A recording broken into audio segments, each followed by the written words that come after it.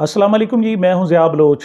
सामीन, पीटीआई से इंतकाम के किस्से तो बड़े अरसे से सुनाई दे रहे हैं, लेकिन अब ये इंतकाम बढ़ता बढ़ता इतना ज़्यादा बढ़ गया है कि अब मुस्लिम लीग नून के लोग अपने ही लोगों से इंतकाम लेने पर तुल गए हैं।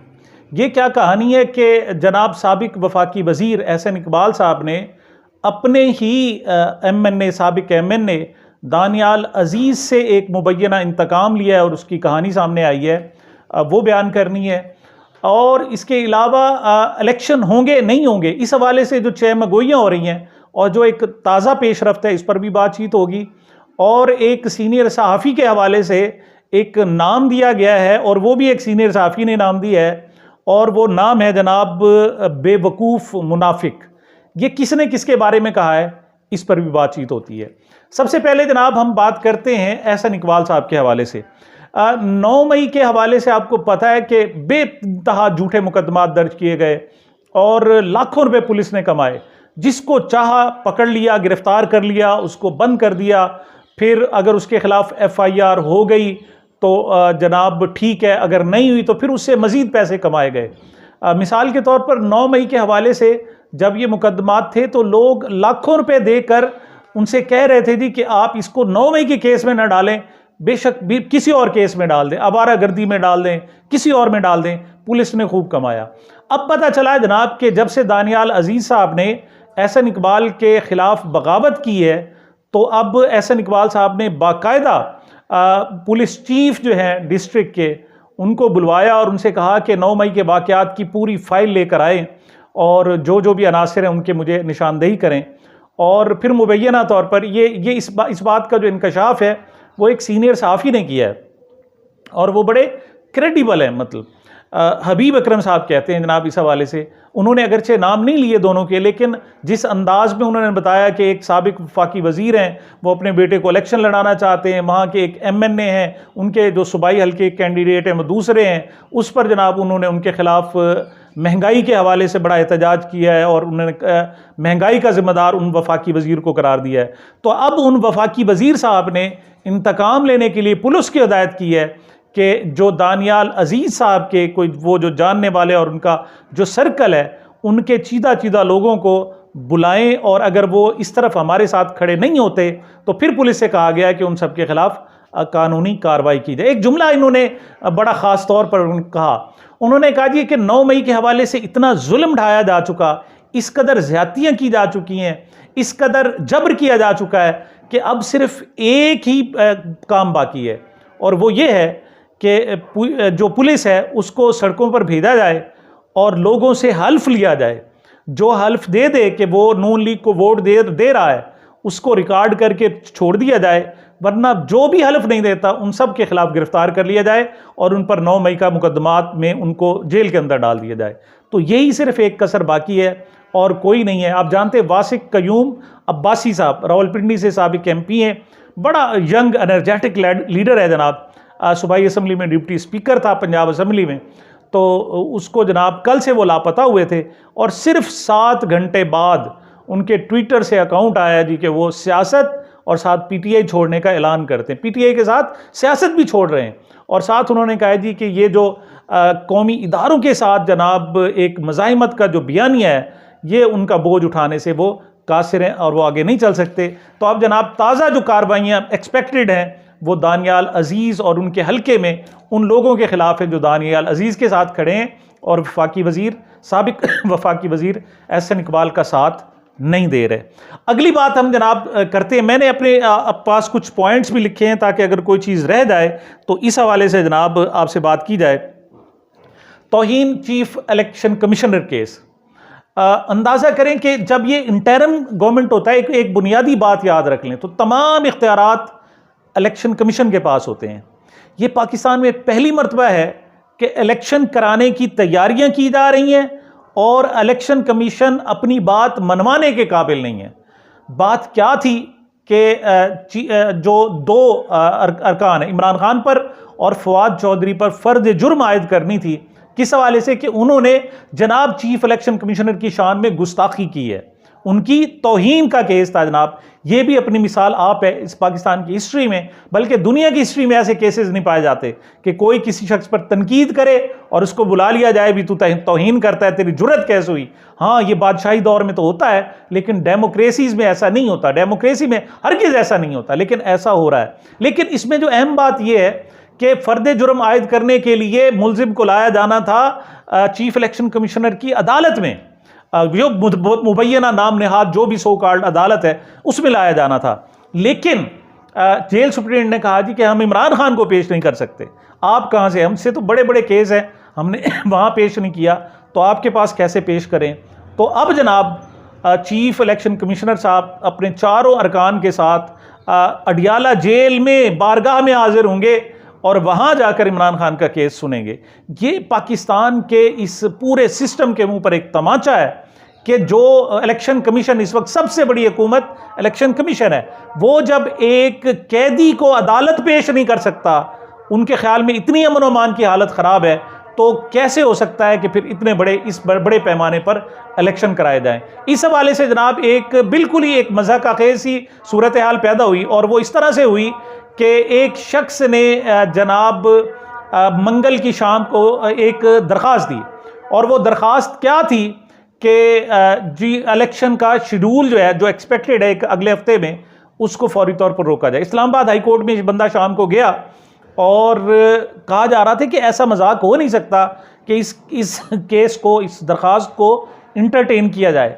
लेकिन तमाम तर लोगों की तवक्कुआत के बरअक्स जनाब चीफ जस्टिस ख्वाजा आमिर फारूक साहब ने इस केस को ना सिर्फ टैकल किया, बल्कि इस दरख्वास्त को अगले ही दिन सुबह सुबह समाअत के लिए भी रख लिया, और 11 बजे तक इस केस की बाकायदा समाअत भी हो सकती थी। यानी रात को 11 बजे ये केस आया, दरख्वास्त आई, सिर्फ 12 घंटे के अंदर अंदर ये जनाब दरख्वास्त इंटरटेन भी हो गई, और उसमें जनाब तवक्को ये की जा रही थी कि इसको डिस्पोज ऑफ कर दिया जाएगा, लेकिन डिस्पोज ऑफ नहीं किया। थोड़ा सा डांट पिला दीजिए। उसमें मौक़िफ़ क्या था? मौक़िफ़ ये था कि जनाब जो अफ़गान आए हुए थे हमारे यहाँ पाकिस्तान में, उनके बहुत सारे जेली शनाख्ती कार्ड भी थे, तो अब उनको चूंकि वापस भेजा जा रहे, लिहाजा स्क्रूटनी कराई जाए, और जब तक ये तमाम जाली शनाख्ती कार्ड ख़त्म नहीं हो जाते, कैंसिल नहीं हो जाते, उस वक्त तक इलेक्शन की शेड्यूल को रोका जाए। इसमें 5 साल लगें, 10 साल लगें, जितने भी हैं, इस लिहाज से तो फिर देखा जाए। बहरहाल ख्वाजा साहब ने इस केस को, इस दरख्वास्त को डिस्पोज ऑफ नहीं किया, बल्कि ये डांट पिलाते हुए रिपोर्ट तलब कर ली है और केस को गैर मुअय्यना मुद्दत के लिए मुलतवी कर दिया है। मकसद सिर्फ ये है कि इस दौरान अगर किसी पर भारी बोझ पड़ता है और कोई शक ऐसा मामला आ सकता है कि इलेक्शन नहीं करवाए जा सकते, तो ये एक ऑप्शन, ये दरख्वास्त भी पड़ी होगी, उसको अगले दिन सुबह को लगाएंगे और सुबह आर्डर दे देंगे कि वाकई ये जैनवन मसाइल हैं और इस पर फौरी तौर पर इलेक्शन कराना मुमकिन नहीं है। आखिरी जनाब मैं बात करूंगा, और वो हैं जनाब मेरे ममदूह जनाब मंसूर अली खान साहब। मंसूर अली खान साहब की मुनाफकत तो आया है, आप उनकी जनाब सारी गुफ्तगू करें। आज उनको 3 चीज़ें जनाब बड़ी भैड़ी लग रही थी आज। एक तो ये था, उनका कहना ये था कि पाकिस्तान में जनाब बड़ी ज़्यादती हुई है, और वो ज़्यादती ये है कि ट्विटर पर जाली अकाउंट मौजूद है। अब वो सिर्फ पाकिस्तान में तो नहीं है, जाली अकाउंट तो पूरे दुनिया में है। और तो उसमें जनाब एक अंग्रेज़ी ज़बान में जनाब एक अंग्रेज़ नुमा शख्स का जनाब बर्कन का जनाब नाम का, एक जेम्स बिरकन का नाम का एक जनाब अकाउंट है, और वो जाली है, और वो इमरान खान की तारीफ़ करता रहता है। ये उन्होंने जनाब एक बहुत बड़ी इन्वेस्टिगेशन की, और उन्होंने कहा जी कि ये लाजमी जाली होगा, वरना अंग्रेज़ कैसे हो सकता है कि जनाब वो इमरान खान की तारीफ़ करें, ये मुमकिन ही नहीं है। ये उन्होंने जनाब आज का वीलॉग किया। अच्छा, उन्हें जनाब जो दूसरी जो तकलीफ़ हुई वो ये थी कि जनाब ये लफ्ज़ बढ़ गया क्यों इस्तेमाल करते हैं। उनका कहना ये था कि ये कोई मुहज़्ज़ब लफ्ज़ नहीं है, अपनी माँ बहन भाइयों बेटों के सामने ये नाम लिया नहीं जा सकता। फिर मुझे याद आई कि मेरे कत्ल के बाद उसने जफ़ा से तौबा, हाय उस जूद जफ़ा का, हाय उस जूद पशेमा का पशेमा होना। लेकिन ये शख्स अभी तक भी पशेमा नहीं हुए। उनको सिर्फ ये लफ्ज़ बढ़ गया तो बुरा लगता है, लेकिन हर वक्त जो वो लौंडा लपाड़ा अपने मुंह में लिए फिरते हैं, इस पर उन्हें कोई नदामत भी नहीं है और बार बार वो इस्तेमाल कर रहे थे, बल्कि उन्होंने जो अपना जनाब टैग दिया वो भी इंटरनेशनल लौंडा लपाड़ा था जनाब, उसका टैग। तो मैं पहले ही अर्ज़ कर चुका हूँ कि ये जनाब इस किस्म की जब आप गुफ्तगू करेंगे, इस किस्म की जब सूरत हाल होगी, तो फिर आप पर भी अटैक होगा। जब आप दूसरों पर अटैक कर रहे होंगे तो फिर ये वापस आती है चीज़, और ये एक जगह ठहरती नहीं है। अच्छा, और इनका अंदाज़ देखें कि एक्सप्लेनेशन का अंदाज़ क्या है। कल पेशावर कन्वेंशन हुआ है जनाब पीटीआई का, बहुत बड़ा कन्वेंशन। अब एक तो 23 जनाब उन्होंने बाकायदा शराइत रखी हैं और फिर इसकी इजाज़त दी है। अच्छा, और उसमें एक हॉल में, शादी हॉल में इजाज़त मिली कि आप जनाब यहाँ पर एक करा लें। अब अगर ये जनाब तहरीक इंसाफ पार्लियामेंटेरियन का होता, कोई पीएमएलएन का होता, कोई पीपल्स पार्टी का होता, तो बड़ी अच्छी जगह थी, ज़बरदस्ती वहाँ जनाब हो सकता था। अब ये जो पीटीआई के लोग हैं, ये तो बेचारे जुल्म के मारे हुए हैं, 16 माह से इन पर तशद्दुद हो रहा है और किसी ये इंतज़ार में है कि इनको कोई मौका मिले।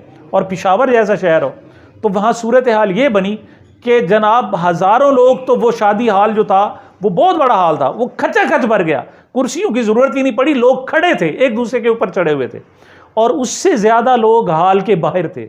सड़कें भर गईं, लोग मौजूद थे और मुसलसल वहाँ कतारसिस उनका हो रहा था, वो नारे लगा रहे थे। अब ये जनाब वो खिताब थोड़ी सुनने आए थे मरवत साहब का, तो इन्होंने जनाब उसको जो एलेबोरेट किया, उसकी जो तफसील बताई, उन्होंने कहा जी वो बदनज़मी का शिकार रहा। ओ भाई, बदनज़मी तो होनी थी ना, जब जगह आप देते हैं, एक शादी हॉल देते हैं और कहते हैं ना पेशावर शहर में वहाँ वर्कर्स कन्वेंशन हो, वहाँ फिर इस किस्म के नज़ारे तो पेश आएंगे, लेकिन उसमें लोगों की पार्टिसिपेशन, उनके अंदर जज्बा, उनके नारेबाजी को छोड़कर जो चीज़ यहाँ रिपोर्ट की गई वो की गई कि जनाब देखें बड़ा बदनज़मी का जनाब ये शिकार था।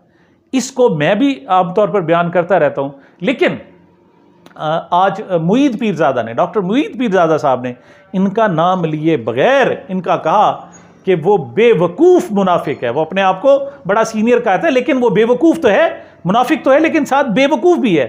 सिली एक होती है गलती, एक होती है सिली मिस्टेक, यानी अहमकाना गलती। ये जनाब मुनाफिक तो है लेकिन अहमक भी है साथ।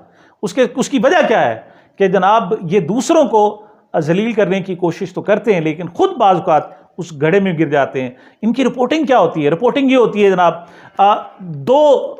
आज जनाब इमरान खान के लिए इंतहाई बुरा दिन, 2 बड़ी गलत खबरें, बड़ी जनाब उनके लिए खुशखबरियां नहीं, बदखबरियां आ गई जनाब, उनके लिए 2 बड़ी परेशान कुन खबरें आ गई। भाई इमरान खान के लिए क्या परेशान, उसके पास रहा क्या है? वो बंदा जेल में बैठा हुआ है, उसका कुछ छोड़ा है तुमने? ये बताओ। अब अगर वो मतलब आज इतने बुरा दिन है उसके लिए कि जनाब आज वो जेल में नहीं होगा, आज जनाब कोई और जेल होगी, मतलब बदतरीन जगह पर C क्लास में बैठा हुआ है और आप उसको रुज़ाना। वजह क्या होती है?